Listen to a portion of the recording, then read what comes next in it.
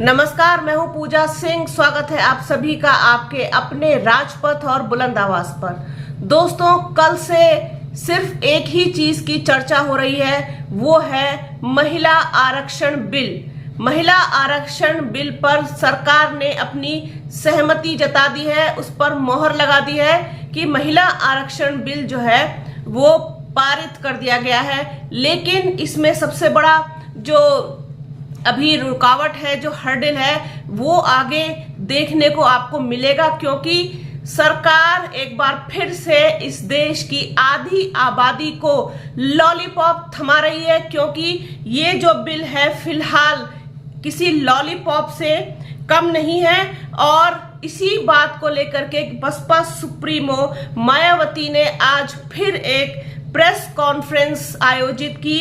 इस press conference में उन्होंने सरकार की नीयत पर तमाम सवाल उठाए हैं। उन्होंने साफ तौर पर कहा है कि सरकार जो है वो अपनी कार्यशैली से और अपनी नीयत से इस बिल को चुनाव से पहले लेकर आई है, क्योंकि वो चाहती है कि महिलाओं को प्रलोभन दे दिया जाए, महिलाओं को एक लालच दे दिया जाए, ताकि महिलाएं जो हैं वो इस ओर आकर्षित हों, भारतीय जनता पार्टी को एक बार फिर से चुनकर केंद्र में जो है दोबारा से मौका दें, बल्कि तिबारा से मौका दें। इस तरीके के तमाम जो है आरोप बसपा सुप्रीमो मायावती ने लगाए हैं सरकार के ऊपर, उसकी नीयत के ऊपर, कि सरकार जो है वो भोली भाली महिलाएं, जो इस देश की महिलाएं हैं, उनकी आंखों में साफ तौर पर धूल झोंकने का काम कर रही है। क्योंकि ये आरक्षण बिल जो है, सबसे पहली बात तो यह है कि ये अभी लागू ही नहीं हो सकता, इसे लागू करने में अभी काफी समय लगेगा, क्योंकि अभी जनगणना जो है होनी है। जनगणना के बाद ही सारी चीजें तय होंगी। जनगणना और परिसीमन दो चीजें हैं जिनके बिना महिला आरक्षण बिल लागू नहीं हो सकता। इसमें कई साल लग जाएंगे। और ये झूठ जो है, जो भारतीय जनता पार्टी के द्वारा परोसा जा रहा है, इस देश की महिलाओं की जो मतलब भावनाएं हैं, उनके साथ खिलवाड़ किया जा रहा है, इस तरीके का आरोप जो है वो लगाया है बसपा सुप्रीमो मायावती ने। सरकार पर जमकर निशाना साधा है, सरकार को घेरा है। साथ ही साथ उन्होंने कांग्रेस पर भी तमाम सवालिया निशान उठा दिए हैं, लगा दिए हैं निशान, कि कांग्रेस जो है वो भी, उसकी भी नीयत जो है शुरू से साफ नहीं रही है इस बिल को लेकर के। इस बिल को कब का जो है वो पारित होकर के और इसको अस्तित्व में अब तक आ जाना चाहिए था, लेकिन टुकड़ों में इस पर काम किया गया, टुकड़ों में इसको लेकर के आए।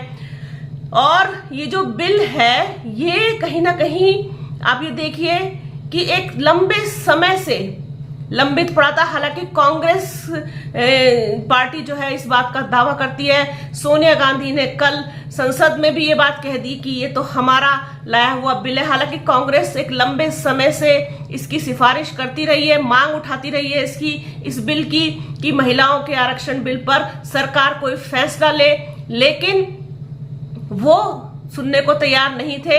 अब जैसे जैसे ये 2024 का लोकसभा चुनाव जो है वो नजदीक आ रहा है, तो आप जानते हैं कि महिलाओं की जो संख्या है वो कितनी ज्यादा है इस देश में। आधी आबादी है हम, और आधी से भी ज्यादा ही हो सकते हैं। और आप ये देखिए, जो भारतीय जनता पार्टी को वोट देने का प्रतिशत है वो भी महिलाओं का ही बहुत ज्यादा है। महिलाएं ही इनको पिछली बार भी लेके आई थी, और महिलाओं ने इनको उत्तर प्रदेश में भी दोबारा लाने में एक बड़ी भूमिका निभाई थी। इस बात से इनकार नहीं किया जा सकता है। इस बात में कोई जो है संशय भी नहीं है कि महिलाएं जो है इस सरकार को लेकर के आने में एक बड़ी भूमिका में रही हैं। तो एक प्रलोभन कह लीजिए, एक लॉलीपॉप कह लीजिए, और एक लालच कह लीजिए, इस चीज का जो शगुफा सा छोड़ा है।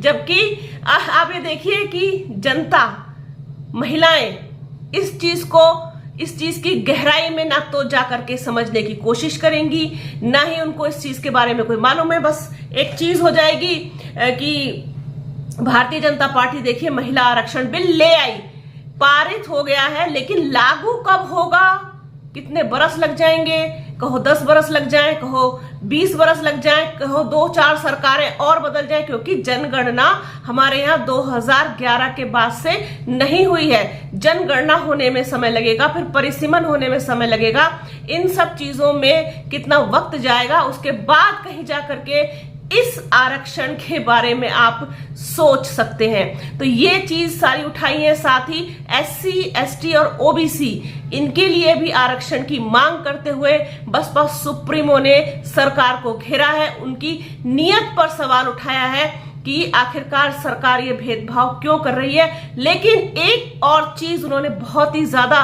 दमदार और जोरदार कही है, जिसका मैं पुरजोर समर्थन करती हूं। उन्होंने इस बात को स्वीकारा कि इस देश में किसी भी वर्ग की महिला हो, सिर्फ कमजोर तबके की ही नहीं, किसी भी सामान्य वर्ग की महिला से लेकर के और बिल्कुल निचले पायदान पर खड़ी हुई हर महिला की स्थिति बेहद खराब है।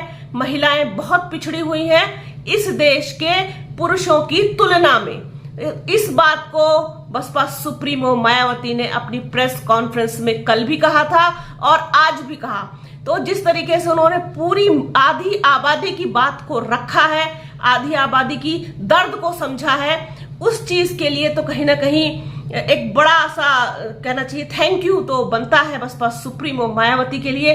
हालांकि इस देश में और तमाम महिलाएं हैं जो एक बहुत अच्छे ओहदे पर बैठी हैं, अच्छी पोस्ट पर बैठी हैं, लेकिन कभी किसी ने भी महिलाओं के लिए कोई बात आज तक न कही है, ना उस पर कभी कोई कार्य किया है, ना ही कभी उनके दर्द को समझा है, ना समझने की कोशिश की है।